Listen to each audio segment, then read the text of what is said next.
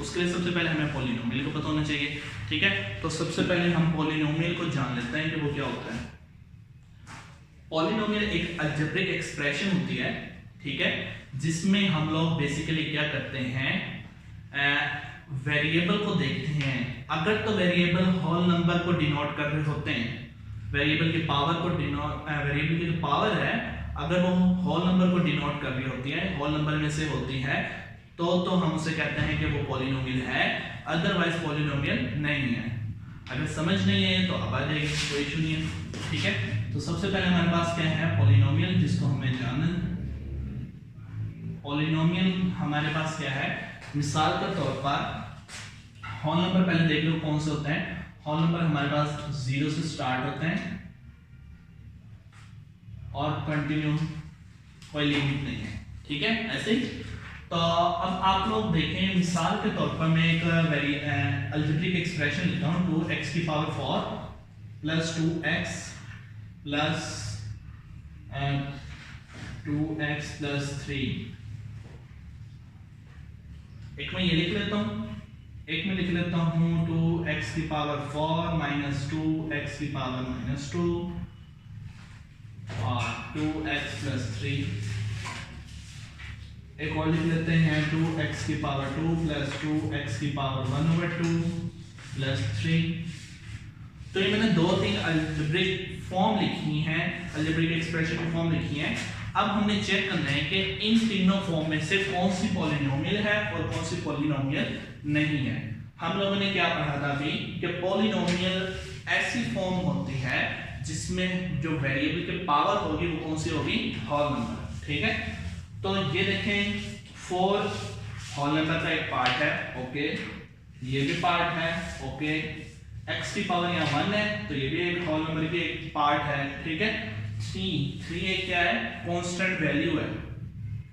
इसके साथ बेशक हमें वेरिएबल नजर नहीं आ रहा, लेकिन आप लोग देखें क्या x की पावर 0 हो जाए, अब 0 तो होल नंबर है ना, ठीक है। अगर x की पावर 0 होती तो वो किसके इक्वल होती, 1 के। तो अगर हम 3 को मल्टीप्लाई करते हैं किससे, 1 से, तो आंसर क्या आता है 3। तो इससे जाहिर हुआ जो हमारे पास कांस्टेंट वैल्यू होगी वो भी हमारी जो कांस्टेंट वैल्यू होगी वो भी किस चीज को डिनोट कर रही होगी, पॉलिनोमियल का ही एक पार्ट कहलाएगी, ठीक है। तो इस सारी अलजेब्रिक एक्सप्रेशन को देखने के बाद हमें ऐसा लगा कि ये क्या है, पॉलिनोमियल, लगा क्या है ये पॉलिनोमियल, ठीक है। उसके बाद सेकंड पार्ट पर मूव करते हैं। इसमें देखें 2x की पावर 4, अब 4 है, ओके है, होल नंबर में आता है। नेक्स्ट क्या है, -2, क्या -2 होल नंबर में है, नहीं है ना, तो इस वजह से हम मजीद आगे देखेंगे कि ये क्या है, पॉलिनोमियल नहीं है। नेक्स्ट पार्ट पर मूव करते हैं। इसमें देखें ये 2 होल नंबर है, वेरिएबल की पावर होल नंबर है ना, तो उसके बाद हम मूव करते हैं 1/2, क्या 1/2, ये तो एक रैशनल फॉर्म है, ठीक है, ये होल नंबर में तो नहीं आ रही। तो इस लिहाज से अगर हम देखें तो ये यहीं पर क्या हो जाती है, गलत हो जाती है, हम मजीद आगे नहीं देखते, ठीक है। तो पॉलिनोमियल की ये डेफिनेशन कह रहे हैं और कंसेप्ट यही है हमारा। क्वेश्चन के लिहाज से देख रहे हैं अगर हम, इसमें स्मार्ट स्टेप्स के लिहाज क्वेश्चन नंबर 1 का पार्ट 2 है, जिसमें वो कहते हैं 3x की पावर 3 माइनस 4x²। ये नॉर्मली एमसीक्यूज में पूछे जाता है, ठीक है, -x√x प्लस 3, ठीक हो गया, ये हमारे पे क्वेश्चन है। अब आप देखें 3, ओके, पावर हमने देखी होल नंबर में आती है, ये भी होल नंबर में आती है।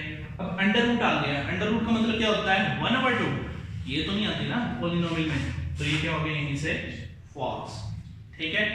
इसी का एक नेक्स्ट पार्ट और है जिसमें हमारे पास है part 4, 3x over 2x - 1 plus 8, ठीक है। अब आप ये देखें 3x, ये जो ओवर में वैल्यू होती है इसकी पावर यहाँ 1 है, ठीक है, लेकिन जब मैं इसे ऊपर लेकर जाऊं अगर, तो ये क्या हो जाएगी, वैल्यू पावर -1 हो जाएगी, तो जिस वजह से हम इसे भी क्या कहेंगे, ये भी पॉलिनोमियल फंक्शन नहीं है। आगे समझ, ठीक है, मिटा दूं, कुछ क्वेश्चन है तो बताओ।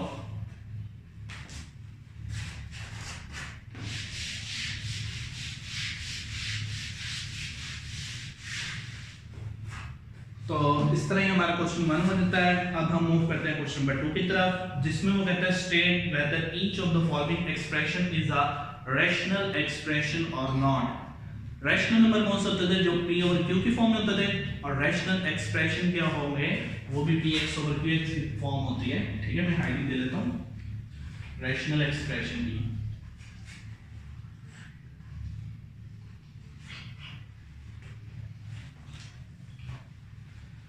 रैशनल एक्सप्रेशन क्या है? px ओवर qx की फॉर्म में होंगे ये दोनों भी। ठीक है, लेकिन जो ये px और qx है, ये दोनों के दोनों क्या होने चाहिए? पॉलिनोमियल होने चाहिए। ये भी पॉलिनोमियल हो और ये भी पॉलिनोमियल, पहली कंडीशन। ठीक है, दूसरी कंडीशन क्या है हमारे पास? जैसे रैशनल नंबर में तो इसी तरह रैशनल एक्सप्रेशन में भी है कि जो हमारे पास qx की जो वैल्यू होगी वो जीरो नहीं होनी चाहिए। क्या नहीं होनी चाहिए? जीरो। क्यों नहीं होनी चाहिए जीरो? क्योंकि समथिंग ओवर जीरो क्या हो जाता है? अनडिफाइंड। क्या हो जाता है? अनडिफाइंड। ठीक हो गया? तो ये कंसेप्ट अब हम कुछ क्वेश्चन देख लेते हैं एग्जांपल के तौर पर। इसमें पहला पार्ट जो दिया हुआ है वो दिया हुआ है 3 into under root x over 3 under root x plus 5। Okay, अब आप देखें ये px ओवर qx की फॉर्म में है। पहले हमें मतलब ये चीज तो सही लग रही है कि ये px ओवर qx की फॉर्म में है। नेक्स्ट चीज हमें ये देखनी है कि क्या ये पॉलिनोमियल भी है। तो क्या ये पॉलिनोमियल है? पॉलिनोमियल की क्या कंडीशन देखी थी अभी हमने कि होल नंबर होने चाहिए उनके वेरिएबल की पावर। तो अंडर रूट का मतलब क्या होता है? 1/2। तो ये पॉलिनोमियल हुई? नहीं हुई। हम आगे जाते ही नहीं। ठीक है, यहीं पर ये क्या कहते हैं? ये पॉलिनोमियल रैशनल एक्सप्रेशन नहीं है क्योंकि ये पॉलिनोमियल नहीं है। ठीक है, नेक्स्ट इसी का एक और पार्ट, थर्ड पार्ट है, उसमें वो कहता है x² + 6x + 9 ओवर x² - 9। क्या ये px ओवर qx की फॉर्म है? p ओवर q की फॉर्म है। ओके हो गया, पहले ही कंडीशन तो ट्रू हो गई। क्या ये पॉलिनोमियल है? अब हमें ये देखना है होल नंबर में आता है, वेरिएबल की पावर जो है ये क्या है? 1। ये भी होल नंबर में आती है। कांस्टेंट भी अभी हमने देखा था ये होल नंबर में आती है। ओके हो गया, px हमारा ओके है। qx को देखते हैं, क्या 2 हमारे पास जो पावर है वो होल नंबर में आती है और कांस्टेंट वैल्यू भी। ठीक है, तो इस लिहाज से ये हमारे पास तमाम कंडीशन ट्रू होने की वजह से ये क्या चीज है? रैशनल एक्सप्रेशन को डिनोट कर रही है। ठीक हो गया? कोई क्वेश्चन हो तो बताओ, बेटा।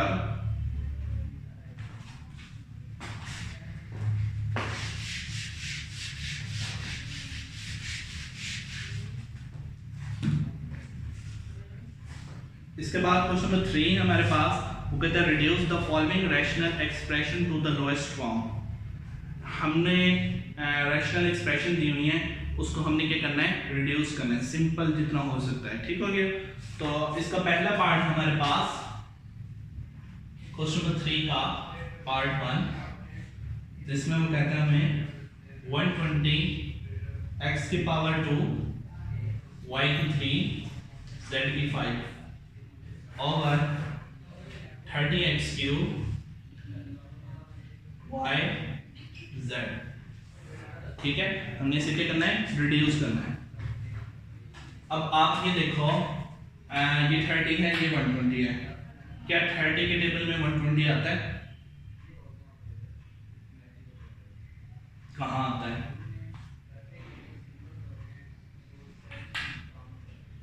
40 से करके देखें।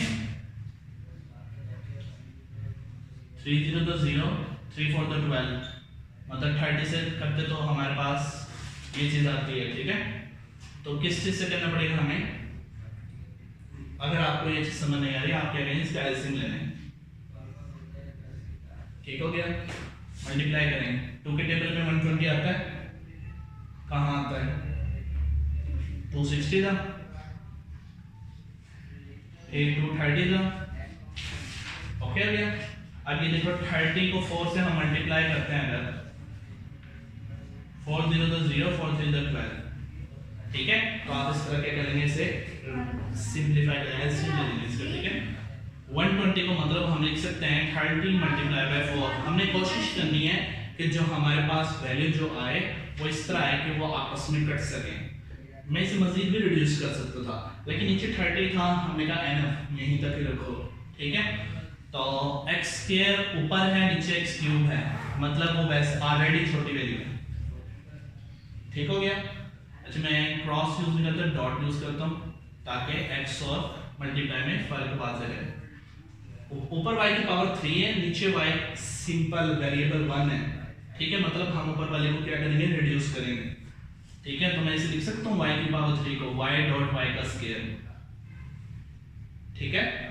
उसके बाद ऊपर z की पावर 5 है, नीचे z की पावर 1 है, तो ऊपर वाले को हम रिड्यूस कर सकते हैं मजीद, z डॉट z की पावर 4, ठीक हो गया। अच्छा, हम नीचे वाली वैल्यू लिख लेते हैं 30x क्यूब।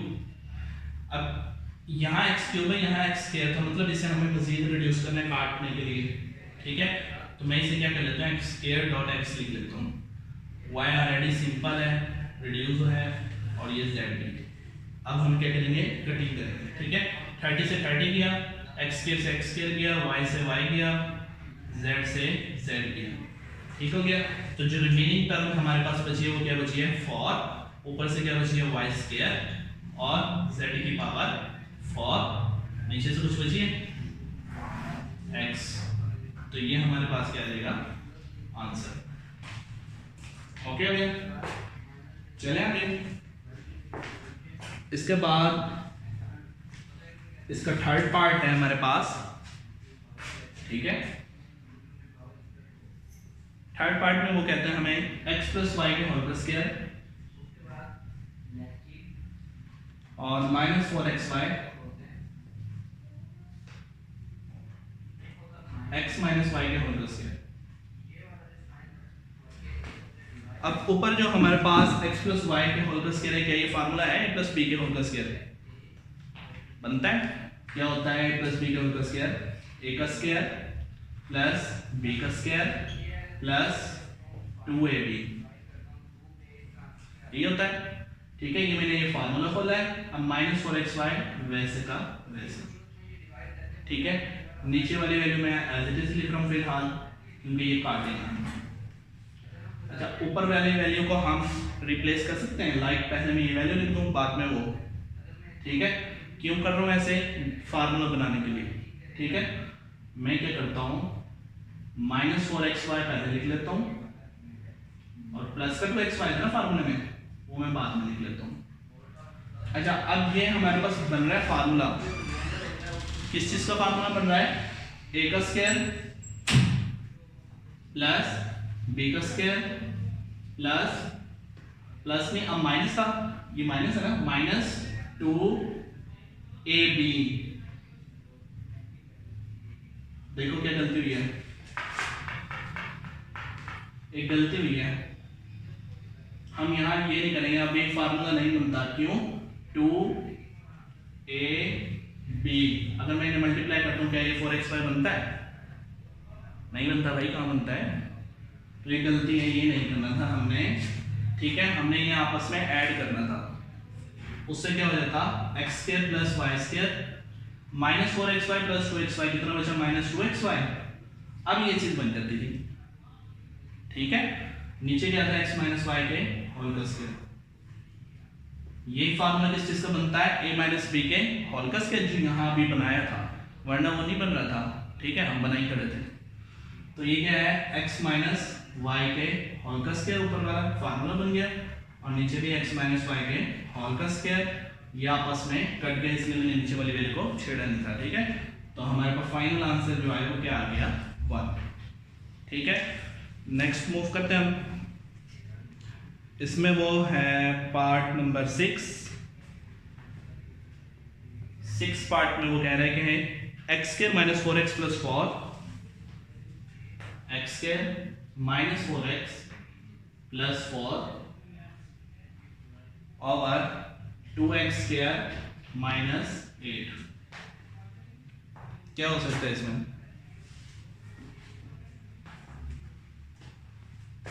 कुछ कर सकते हैं? हम इसकी क्या करेंगे, फैक्टराइजेशन करेंगे, ठीक है। यहाँ पर हमारे पास क्या है 1 है और यहाँ पर क्या है 4। हम फैक्टराइजेशन में क्या करते हैं, फर्स्ट वाली वैल्यू वेरिएबल के साथ जो वैल्यू होती है उसको मल्टीप्लाई करते हैं लास्ट वाली वैल्यू से, ठीक है। वेरिएबल के साथ 1 है, 1 को मैं क्या करूंगा, मल्टीप्लाई करूंगा किससे, 4 से, तो आंसर क्या आता है 4। और सेंट्रल वैल्यू कौन सी है मेरे पास, -4 है, ठीक है। सेंट्रल वाली वैल्यू क्या है, -4। हमने कोई ऐसी दो वैल्यू लेनी है कि जब हम उसे मल्टीप्लाई करें तो साइड वाली वैल्यू आए, ठीक है। साइड वाली वैल्यू कहता हूं मैं इसे, ठीक है। साइड वाली से मतलब क्या है कि जब उसे हम मल्टीप्लाई करें तो मतलब फर्स्ट वैल्यू को लास्ट वैल्यू से मल्टीप्लाई करने के बाद जो आंसर आता है ना, हमने दो वैल्यू ऐसी लेनी है कि जब हम मल्टीप्लाई करें तो वो आए और प्लस माइनस करें तो सेंटर वाली वैल्यू आए, ठीक है। तो कौन से फैक्टर हो सकता है, वो कौन सी दो वैल्यू ऐसी हो सकती है जिसको मल्टीप्लाई करें तो पॉजिटिव का 4 हो और जब प्लस माइनस करें तो माइनस का 4 है। कोई ध्यान में नहीं, 2 to the 4 पता नहीं कहां से कर रहे थे, x स्क्वायर माइनस का 2x माइनस का 2x और ये प्लस का 4 एज इट इज। ये देखो -2 जब दो नेगेटिव नंबर आपस में ऐड होते हैं साइन वही रहता है, बस वो वैल्यूज आपस में ऐड हो जाती हैं। तो -2 -4 हो गया, हमने दो वैल्यू को क्या किया, ऐड किया, तो मैंने क्या कहा था सेंटर वाली वैल्यू आई जो कि 4 है माइनस की। अब जब दो नेगेटिव नंबर आपस में मल्टीप्लाई होता है ना तो आंसर पॉजिटिव में आता है, ठीक है। तो -2 जब -2 से मल्टीप्लाई होगा तो आंसर क्या देगा, पॉजिटिव का 4, ठीक है। दोनों का डिफरेंट ट्रू है तो मतलब ये कि हमारा क्या बनता है, फैक्टर बनता है, ठीक है। शुक्र है ये बदलता है। x स्क्वायर 2 हमने यहां से कॉमन ले लिया, ठीक है। तो यहां हमारे पास क्या बचा, 2 4 8 होता है। अब फर्स्ट टू वैल्यूज में से देखो क्या चीज ऐसी है जो कि कॉमन है, x कॉमन है इन दोनों में से, x कॉमन ले लिया, यहां से हमारे पास x बचा और यहां से 2, ठीक है। इसी तरह यहां से हम क्या ले लेंगे कॉमन, -2, ठीक है। -2 हम कॉमन लेंगे अगर, तो यहां से क्या बचेगा, x बचेगा और माइनस कॉमन लेने की वजह से अंदर वाला साइन चेंज हो जाएगा, प्लस किस में कन्वर्ट हो जाएगा, माइनस में। 2 हम कॉमन ले चुके थे, 2 उधर क्या होता है 4/2। अब ये हमारा फार्मूला बन रहा है अगेन से, ठीक है, किस चीज का, a का स्क्वायर माइनस b का स्क्वायर, ठीक है। a square minus b square क्या होता है, एक बारी प्लस में और एक बारी माइनस में, ठीक है। तो मैं क्या करूंगा, इसे एक बारी प्लस में लिख लूंगा और एक बारी माइनस में। x -2 दो मरतबा एक बारी लिख लो, रिमेनिंग जो बचा वो लिख लो, वो भी -x -2 है। 2 into x plus 2 into x minus 2, x minus 2 से कैंसल, तो फाइनल आंसर हमारे पास जो बचा वो क्या बचा है, x minus 2/2 into x plus 2। Okay हो गया, ठीक है। क्वेश्चन नंबर 4 की तरफ अब हम लोग मूव करते हैं, ठीक है। क्वेश्चन नंबर 4 का according to smart syllabus B question है, बी पार्ट है क्वेश्चन 4 का, पार्ट बी। वैल्यू जो हमें दी हुई है वो दी हुई है x स्क्वायर y की 3 -5/4 ओवर xyz। x की वैल्यू दी हुई है हमें 4, y की दी हुई है -2, z की दी हुई है -1, ठीक हो गया। अच्छा देखो भाई, 4 का स्क्वायर y की वैल्यू है -2 की पावर 3, 5 into z की पावर 4 है। उसके बाद x हमारे पास 4, y हमारे पास -2, z हमारे पास -1।